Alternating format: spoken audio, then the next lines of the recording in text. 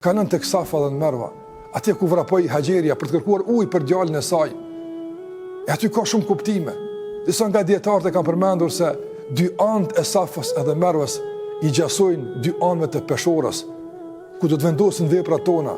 Të kujtohet peshorja ditën e gjykimit, një peshore e madhe, ku do të peshohen veprat e njerëzve. A thua vallë, çfarë do rëndon peshoren time? A do rëndojnë punët e mira? A do rëndon peshorën time adhurimim?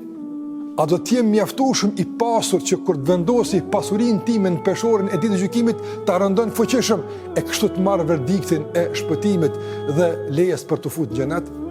Cili është epilogu përfundimtar? Apo do të vije peshore e lehtë për shkak se nuk ka pesh vepra jon që e rëndon? Allahu na ruaj. Prandaj janë pritime që të lidhin në çdo hap, sikur që përmenda me ahiretin, në çdo hap të lidhin me udhëtimin tënd të vazhdueshëm pas vdekjes tënde.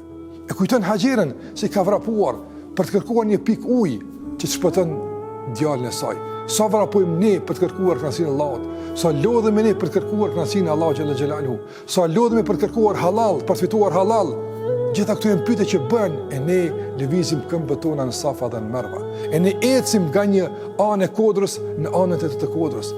E kujtojmë këtë grua burnore, këtë grua heroin, e cila dha shembullin më të madh historisë njerëzimit, se si duhet të jetë e përkushtuar, e sinqert dhe të sakrifikohet për kauzën e madhe në emër të Allahut të Madhnuar. Ajo rrezik u sakrifikua që ne sot lirshëm e këndshëm e si duhet të adhurojmë Allahun xhallahu ala në ato vende të shenjta.